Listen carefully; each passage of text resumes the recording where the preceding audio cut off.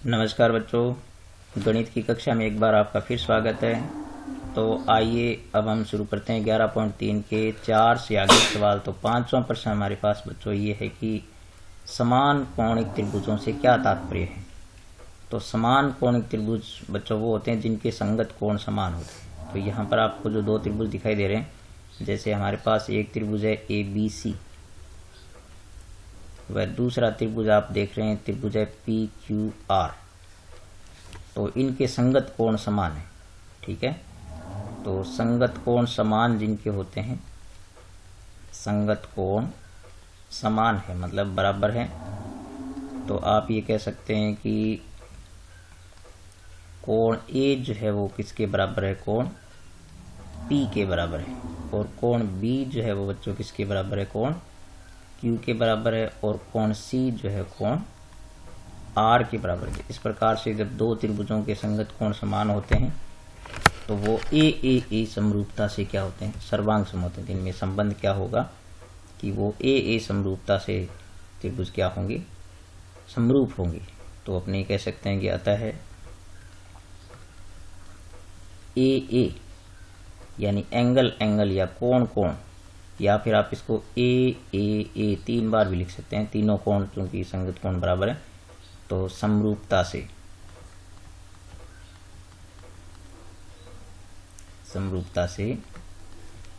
त्रिभुज ABC यानी त्रिभुज ABC जब वो किसके समरूप होगा, त्रिभुज PQR के क्या होगा, समरूप होगा। तो इस प्रकार से समान कोणिक त्रिभुज जो होते हैं क्या होते हैं, समरूप होते हैं।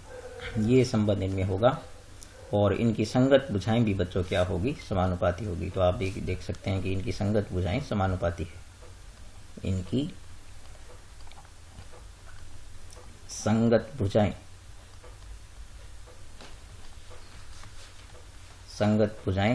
समानुपाती है। तो बच्चों संगत भुजाएं समानुपाती है, इसको लिखने का तरीका जो मैं आपको बताता हूं कि किस प्रकार से लिखेंगे। तो आप ये देखें कि सबसे पहले आपके पास जो त्रिभुज ABC है, इसकी तीनों भुजाओं को लिख लो आप। जैसे इसकी भुजा AB, फिर यहाँ लिख लो BC, और फिर यहाँ लिख लो CA। और फिर आप इनमें अपॉन के चिन्ह लगा दो और यहाँ पर बराबर के चिन्ह लगा करके, और आप ये देखें कि चूंकि AB भुजा ये है, AB के सामने C कोण है और C कोण के बराबर R कोण है, तो R के सामने की PQ इसकी संगत होगी। तो ये तरीका आप देखें। इसी प्रकार BC आपके पास यहाँ है, BC के सामने कोण A है, A के बराबर कोण P है, P के सामने की QR है। तो इस प्रकार से संगत कोणों के यानी बराबर कोणों के सामने की भुजाएं क्या होती है, संगत भुजाएं होती है। तो CA हम देखें तो ये CA है आपके पास, इसके सामने B कोण है, B के बराबर Q कोण है, तो Q के सामने का क्या हो गया, RP। तो इस प्रकार से जो समान कोणिक त्रिभुज होते हैं वो समरूप होते हैं और उनकी संगत भुजाएं क्या होती है, समानुपाती होती है। तब हम लेते हैं इसके आगे का छठा प्रश्न। तो यहाँ पर अपने छठे प्रश्न में बच्चों आपको ये दिया है कि ये जो त्रिभुजों की आकृतियां दे रखी है आपको यहाँ पर, इनमें आपको समरूप त्रिभुजों के युग्मों का चयन करना है और उनको सांकेतिक भाषा में दर्शाना है। तो हम शुरू करते हैं त्रिभुज ABC से। तो हम पहले त्रिभुज ABC लेते हैं और देखते हैं कि ये किसके साथ जो समरूप होता है। तो हम त्रिभुज ABC लिखते हैं, त्रिभुज ABC, और दूसरा त्रिभुज इसमें ढूंढते हैं। देखो तो आप देखेंगे कि ABC के तीनों कोण आपको दिए हुए हैं। तो हम इनमें से देखते हैं तो आप देख सकते हैं कि ये जो त्रिभुज PQR है इसके भी तीनों कोण दे रखे हैं बच्चों। तो यहाँ पर आप लिखें त्रिभुज PQR, तो ये समरूप हो सकते हैं। हम इनकी जांच करते हैं तो आप ये पाएंगे कि यहाँ पर कोण A कितना है बच्चों, कोण A बराबर है 40 डिग्री। तो इसमें अपने देख सकते हैं कि कोण Q जो है वो क्या है, 40 डिग्री है। तो यहाँ पर कोण Q कितना है, वो 40 डिग्री है। तो A Q के बराबर हो गया। तो इस प्रकार से आप देख सकते हैं कि इसलिए कोण A बराबर हो गया कोण Q। इसी प्रकार आप देख सकते हैं कि इसका B कोण बच्चों कितना है, कोण B जो है वो है आपका यहाँ पर 60 डिग्री का। तो यहाँ पर हम इसमें देखते हैं कि इसमें कोण P जो है वो क्या है, तो कोण पी भी यहाँ पर कितना है 60 डिग्री। इस प्रकार से कोण बी जो है बच्चों किसके बराबर हो गया, कोण पी के बराबर हो गया। इसी प्रकार से हम आते हैं कोण सी पर। तो कोण सी यहाँ पर आपको कितना दे रखा है बच्चों, 80 डिग्री का दे रखा है। तो यहाँ पर हम देखते हैं कि कोण आर जो है वो क्या है, कोण आर जो है वो 80 डिग्री का है। तो आप ये देख सकते हैं कि इस प्रकार से कोण सी बच्चों वो किसके बराबर हो गया, कोण आर के बराबर हो गया। तो इस प्रकार से अपने कह सकते हैं कि अतः है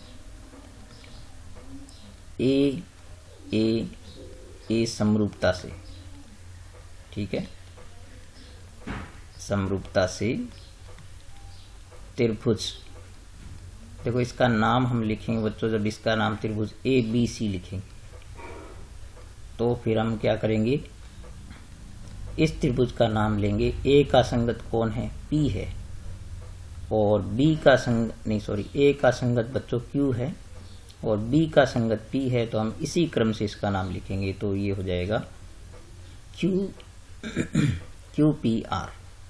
तो इसका नाम बनेगा QPR, क्योंकि इनके संगत जो कोण है वो संगत स्थितियों में होने चाहिए। तो A का संगत Q है, B का संगत P है और C का संगत R है, क्योंकि ये बराबर है।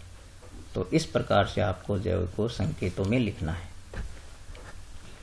अब इसी प्रकार से आप देख सकते हैं कि जब हमारे पास ये कोण, ये एक जो हमारे पास त्रिभुज है, दूसरा MNP, तो हम इसकी जो है वो XYZ से समरूपता की जांच कर सकते हैं। तो इसमें दो कोण बराबर हैं, तो ये भी AA समरूपता से त्रिभुज क्या हो जाएंगे, समरूप हो जाएंगे। आप इसी प्रकार लिख सकते हैं। तो अब मैं आपको जो है एक और दूसरा, ये आप खुद लिखने की कोशिश करेंगे। तो मैं तीसरा पार्ट है जो मैंने पहले जो है पहले को और किसको किया है, पहले और ये हमने किया 8वें, ठीक है, पहले और 8वें किया था। अब हम जांच करते हैं तीसरे और। तो हम देखते हैं कि तीसरे में 3 भुजाएं आपको दे रखी है। तो बच्चों 3 भुजाओं वाला इसमें त्रिभुज है वो है त्रिभुज GEF जो है, ठीक है। तो हम इसमें इनकी जांच करते हैं दोनों में। तो हम पहले लेते हैं त्रिभुज PQR। तो त्रिभुज PQR वह त्रिभुज लेते हैं GEF, त्रिभुज GEF। तो पहले हम देखते हैं कि हमारे पास जो है वो इसमें PQ भुजा हम लेते हैं। तो PQ, तो PQ और देखो PQ कितनी है आपके पास, 2.5 है। तो यहाँ पर ये जो EF है वो 5 है, इसकी दुगनी हो गई। और PR 3 है, तो यहाँ पर जो है वो GE कितनी है, 6 है, तो इसकी दुगनी होगी। इस प्रकार से हम अनुपात ले सकते हैं। तो आप जो PQ की संगत भुजा कौन सी होगी बच्चों, EF होगी, EF होगी। तो PQ आपके पास कितनी है, 2.5 है, और ये आपके पास 5.0 ले लो इसको, तो ये बनेगी 1/2। तो इनका अनुपात कितना आ गया, 1/2 आ गया। इसी प्रकार से आप यहाँ पर PQ के बाद ले लो QR। तो QR जो है वो 2 है, और यहाँ देखेंगे कि GF जो है वो कितनी है, FG जो है, FG। तो ये आपके पास 2 है और ये आपके पास 4 है। तो बच्चों ये भी कितनी आ गई, 1/2 आ गई। फिर हम लेंगे RP को। तो RP हम जब लेंगे तो यहाँ पर RP 3 है, और ये जो GE है वो कितनी हो गई, वो हो गई आपका 6। तो ये 3/6, यानी ये भी बच्चों कितना आ गया, 1/2 आ गया। तो आप इस प्रकार देख सकते हैं कि इनका अनुपात क्या हो गया, समान हो गया, यानी PQ/EF। तो आप ये लिख सकते हैं कि इस प्रकार से PQ/EF जो वो किसके बराबर हो गया, QR/FG, और ये बराबर हो गया RP/GE। तो इस प्रकार से भुजाएं समानुपाती है। तो आप ये कह सकते हैं कि अतः है SSS समरूपता से, ठीक है, ये तीनों भुजाओं वाली समरूपता हो गई। तो SSS समरूपता से त्रिभुज पी क्यू आर, त्रिभुज पी क्यू आर। तो आपके क्या है कि यहाँ पर भी भुजाएं संगत स्थिति में आनी चाहिए बच्चों। तो हम जब इसका नाम लिखेंगे तो ध्यान रखेंगे कि पी क्यू के संगत कौन सी आनी चाहिए, ई एफ आनी चाहिए। तो हम इसका नाम लिखेंगे वो क्या होगा, त्रिभुज ई एफ जी होगा, ठीक है, क्योंकि पी क्यू की संगत ई एफ है। आप यहाँ देख सकते हैं कि पी क्यू की संगत ई एफ है।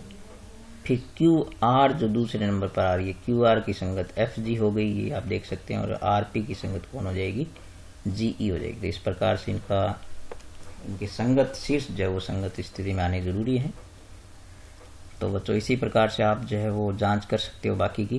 तो आप ये कोशिश करेंगे इसको जांचने की भी कौन से समरूप हो सकते हैं। यदि देखो 3 ही नियम होते हैं। पहला नियम होता है ए समरूपता का, दूसरा एस होता है जिसमें 2 भुजाएं उनके बीच का कोण जो है वो क्या होना चाहिए।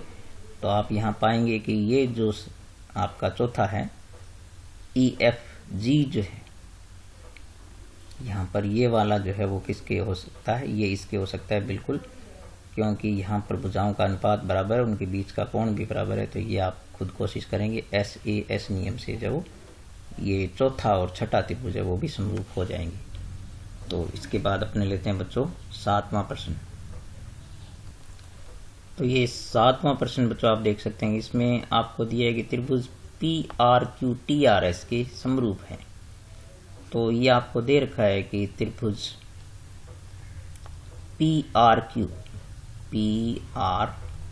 क्यू समरूप है त्रिभुज टी आर एस के समरूप है। तो जब त्रिभुज समरूप होते हैं तो इनकी संगत भुजाएं क्या होती है बच्चों, समान होती है। तो आपको ये कौन कौन से कोण समान होने चाहिए, तो हम इनका पता लगाएंगे। तो वैसे तो आप बहुत आसानी से देख सकते हैं कि इसका P जो है वो T के बराबर होगा कोण, लेकिन इसका तरीका जो है बच्चों ये है कि त्रिभुज समरूप हैं, अतः संगत भुजाएं क्या होगी, समानुपाती होगी।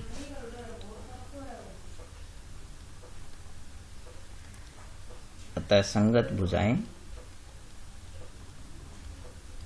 समानुपाती लिखेंगे आप, और समानुपाती भुजाओं के सामने के कोण जो है वो क्या लेंगे आप, बराबर लेंगे। तो संगत भुजाएं समानुपाती है। तो संगत भुजाएं बच्चों कौन सी होगी, पी आर की संगत होगी टी आर। तो आप लिखेंगे पी आर बटे टी आर बराबर होगी आर क्यू बटे आर एस, ठीक है। और फिर क्यू पी बटे क्या होगी, क्यू पी बटे हो जाएगी एस टी। इस प्रकार से संगत शीर्षों को लेते हुए आप जो संगत भुजाएं बनाएंगे। तो जब संगत भुजाएं समान है तो इनके सम्मुख कोण भी समान है, इनके सम्मुख कोण क्या होंगे, समान है। तो इनके सम्मुख कोण समान है। तो सम्मुख कोणों का हम देखते हैं कैसे हैं। तो कौन से होंगे सम्मुख कोण, तो आप ये देख सकते हैं कि पी आर देखते हैं हम पहले। तो बच्चों पी आर जो बच्चों ये पूरी बड़ी भुजाएं पी आर है, तो पी आर के सामने का कोण हो गया आपके पास ये वाला क्यू। तो इस प्रकार से कोण क्यू जो है बच्चों किसके बराबर होगा, तो कोण क्यू जो है वो किसके बराबर होगा, तो टी आर के सामने। तो ठीक है बच्चों ये टी आर ये दिखाई दे रही है आपको, तो ये टी आर है, टी आर के सम्मुख कोण हो गया आपके पास ये। तो इस प्रकार से कोण इसका अपने नाम दे सकते हैं आर एस टी, कोण नाम दे सकते हैं आर एस टी नाम दे सकते हैं। तो ये बराबर होगा। फिर हम आते हैं आर क्यू पर। तो आर क्यू जो है बच्चों यहाँ पर आर क्यू आप देख सकते हैं कि ये बड़ी भुजा आर क्यू है, तो इसके सामने का कोण होगा कोण पी जो है ये वाला, ठीक है, ये वाला कोण होगा।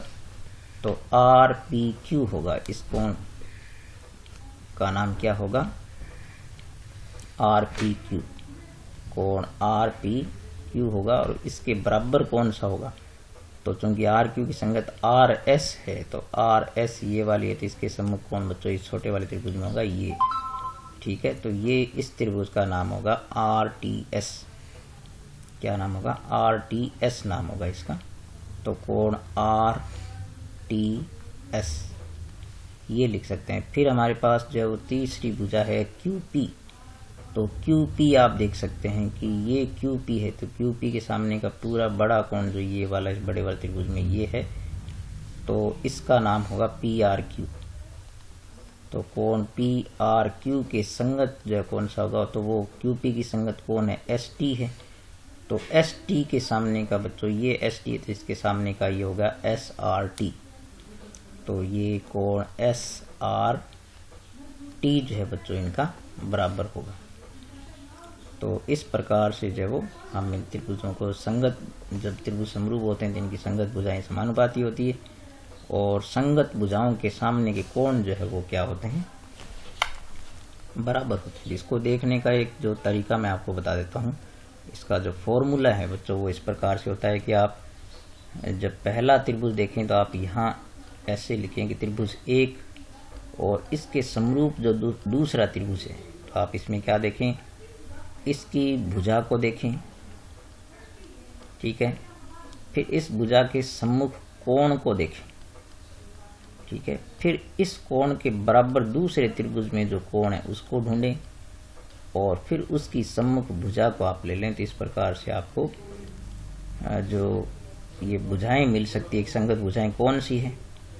और जब कोण देखने हो तो पहले आप कोण का चयन करें, कोण के चयन करने के बाद कोण के सम्मुख भुजा को देखें, और भुजा के जो संगत भुजा है, ठीक है, जो संगत भुजा है उसको अपने कह सकते हैं कि जो संगत भुजा है उसको देखें, और उस भुजा के सम्मुख कोण को ले लें। तो इस प्रकार से आप संगत भुजाओं के सम्मुख कोण ढूंढ सकते हैं और कोणों की संगत भुजाएं ढूंढ सकते हैं, ठीक है। तो बच्चों अब इसके बाद हम चलते हैं प्रश्न नंबर 8 पर।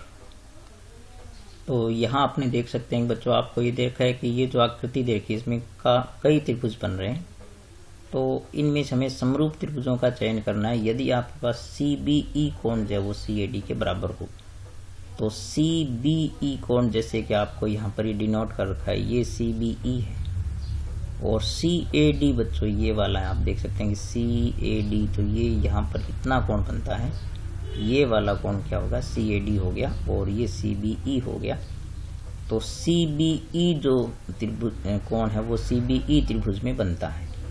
तो आप पहले चूंकि आपको दिया हुआ है कि चूंकि त्रिभुज कोण CBE जो है वो आपको किसके बराबर दे रखा है, कोण CAD के बराबर दे रखा है, CAD के बराबर दे रखा है। तो CBE त्रिभुज में हम लेंगे तो त्रिभुज CBE लेंगे, तो अतः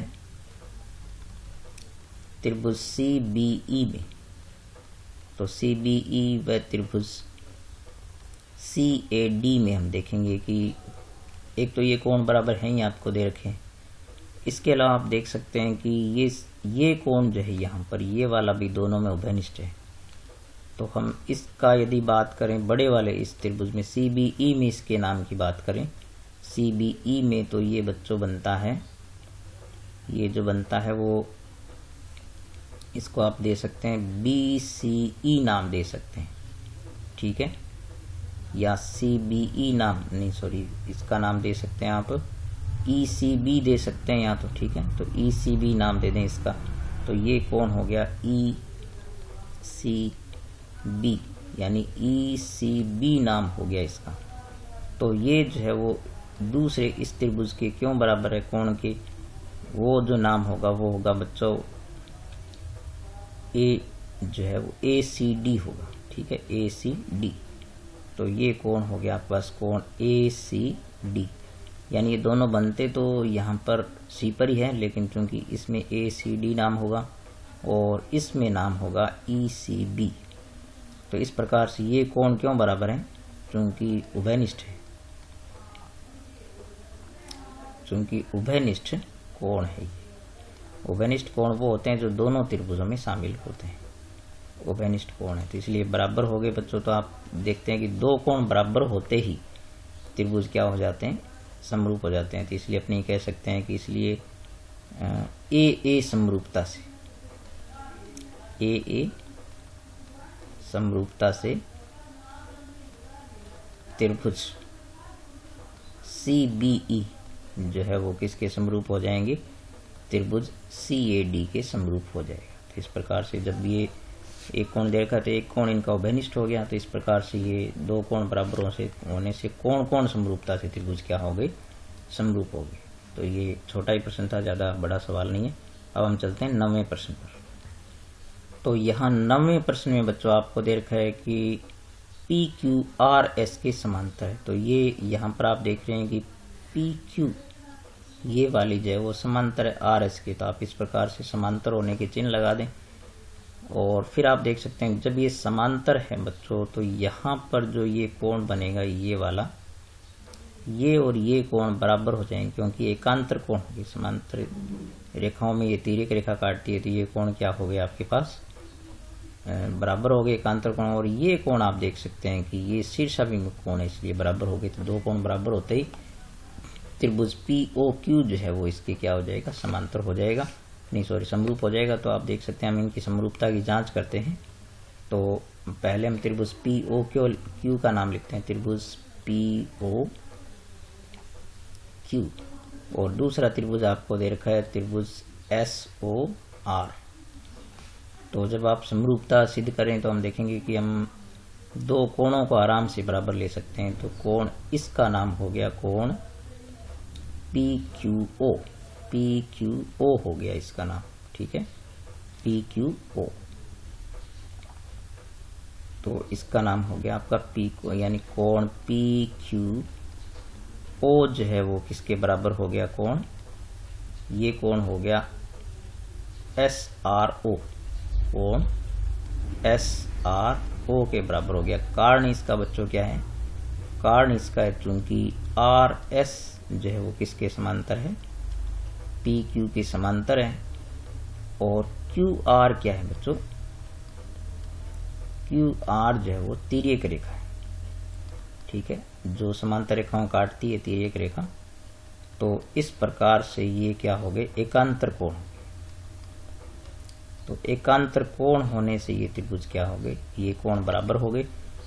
फिर हम देखते हैं कि कोण यहाँ पर POQ, यानी कोण POQ जो है बच्चों किसके बराबर हो जाएगा, ये कोण ROS के बराबर हो जाएगा, कोण ROS के बराबर हो जाएगा। तो ये चूंकि शीर्षाभिमुख कोण, देखो इस प्रकार से प्रच्छेदी रेखाओं से जो बनते हैं वो क्या हो गए, शीर्षाभिमुख कोण हो गए। तो ये हो गया आपके पास शीर्षाभिमुख कोण। तो शीर्षाभिमुख कोण बराबर हो गए। तो इस प्रकार आप देखा कि इन दोनों त्रिभुजों में दो कोण बराबर हो गए। तो आप ये कह सकते हैं कि अतः AA समरूपता से, ठीक है, AA समरूपता से त्रिभुज कौन सा हो गया बच्चों, POQ। हमने इसका नाम लिखा ना POQ। तो त्रिभुज इसको मिटा के लिखता हूं मैं,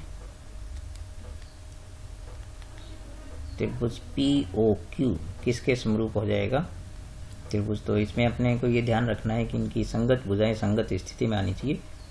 तो POQ लिख रहे हैं, ठीक है। तो POQ के संगत कोण कौन सा आना चाहिए, ROS आना चाहिए या SOR आना चाहिए। तो यही नाम इसका हो जाएगा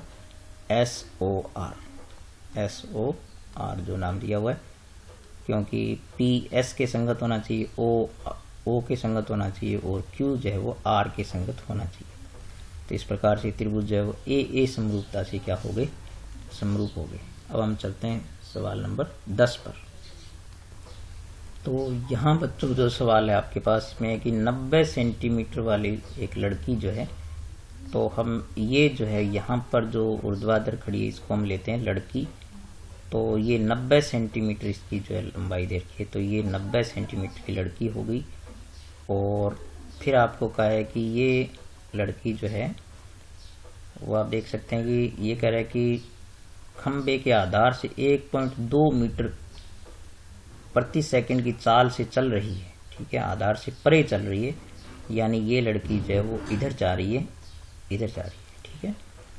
और यदि बल्ब भूमि से कहाँ, तो यहाँ पर लगा हुआ है बल्ब, तो यहाँ पर बल्ब लगा हुआ है, यहाँ पर बल्ब लगा हुआ है। तो यहाँ पर हम मान लेते हैं कि A पर जो है बल्ब लगा हुआ है, AB ये हो गया आपका खंभा। तो इसको यहाँ लिख देते हैं हम खंभा, ठीक है। और यहाँ पर आपके पास यहाँ बल्ब है जो कितनी ऊंचाई पर लगा हुआ है, वो लगा हुआ है 3.6 मीटर की ऊंचाई पर लगा हुआ है। तो ये सेंटीमीटर में दे रखी है आपको, ये मीटर में, तो इसको भी मीटर में कन्वर्ट करना होगा हमको। और फिर कह रहा है कि 4 सेकंड बाद जो है वो उस लड़की की छाया से कितनी मीटर की दूरी पर होगी, वो 4 सेकंड बाद उस लड़की की छाया कितने मीटर की होगी। तो बच्चों यहाँ पर जो इसकी ये छाया बनेगी, तो आपको पूछिए कि ये जो 4 सेकंड बाद जो इसकी छाया की लंबाई जो है वो क्या होगी। तो एक बार हम मान लेते हैं कि ये जो है वो, मान लीजिए इसकी छाया की लंबाई जो है वो x मीटर की है। तो इसके बाद हम देखते हैं कि इसमें आपके पास जो है वो, यहाँ पर आप बिंदु ले लो C, यहाँ पर लेते हैं D और यहाँ पर ले लेते हैं E, ठीक है। तो पहले हम जो ये दूरी और चाल के हिसाब से जो इनको हम कन्वर्ट कर लेते हैं पहले। तो हम देखते हैं कि हमारे पास जो कुछ दूरियां हैं, जो ये आपको यहाँ पर देखे AB 3.6 है और EC जो है वो 90 सेंटीमीटर हो गई। तो इसमें जो है वो, और 1 मीटर जो है वो, एक इसकी चाल जो है वो यहाँ से B से C तक की चाल जो है बच्चों कितनी है। तो हम पहले ये लिखते हैं कि लड़की की लंबाई,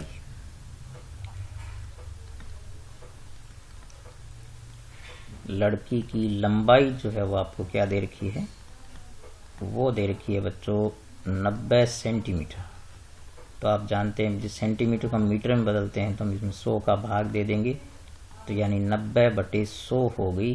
तो ये हो गया आपका 0.90 मीटर, ठीक है। फिर ये B से C की ओर जा रही है, तो इसकी चाल यानी लड़की की चाल जो है, लड़की की चाल जो है बच्चों वो है 1.2 मीटर प्रति सेकंड है बच्चों, ठीक है। ये दे रखी है आपको।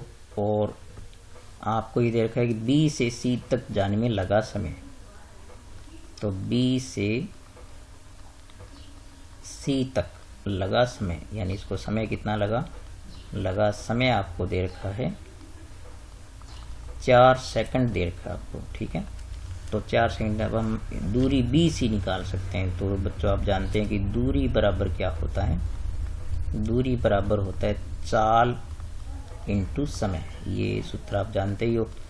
तो दूरी BC, तो यहाँ पर हम BC दूरी लेंगे, तो दूरी BC कितनी हो जाएगी, तो दूरी BC हो जाएगी, इसकी चाल है 1.2 मीटर प्रति सेकंड और समय लगा इसको 4 सेकंड का। तो बच्चों ये बनती है आपको 1248 यानी 4.8 मीटर बन गई। ये दूरी कितनी बन गई आपके पास, ये बन गई 4.8 मीटर। तो इस प्रकार से जब ये दूरियां ज्ञात हो गई, तो अब हम क्या करेंगे, समरूपता गुणधर्म का प्रयोग करेंगे। तो हम त्रिभुज लेंगे बड़े वाला ABD। तो हम देखते हैं कि त्रिभुज ABD व दूसरा त्रिभुज लेंगे ECD, त्रिभुज ECD, और इनकी समरूपता की जांच करते हैं। तो आप ये देखते हैं कि चूंकि कोण ये B बराबर C है, तो कोण B बराबर क्या है आपके पास C है, ठीक है। और कोण D बच्चों इन दोनों में उभयनिष्ठ है। तो यहाँ पर आप देख सकते हैं कि इसका जो कोण बड़े वाला त्रिभुज का ADB कोण है, कोण ADB जो है वो किसके बराबर हो गया, कोण आपके पास हो गया ADB जो है वो EDC के बराबर हो गया, कोण EDC के बराबर हो गया। इसलिए AA समरूपता से, अर्थात अब क्या हो गया, AA समरूपता से ये दोनों त्रिभुज क्या हो गए बच्चों, त्रिभुज ABD, यानी त्रिभुज ABD समरूप हो गया, त्रिभुज ECD के समरूप हो गया। तो इनकी संगत भुजाएं बच्चों क्या होगी, समानुपाती होगी। तो आप बिल्कुल नाम से भी यहाँ पर भुजाएं ले सकते हैं। तो आप ये देख सकते हैं कि AB की संगत कौन होगी, EC, तो संगत भुजाएं समानुपाती होगी। तो आप ये कह सकते हैं कि अतः AB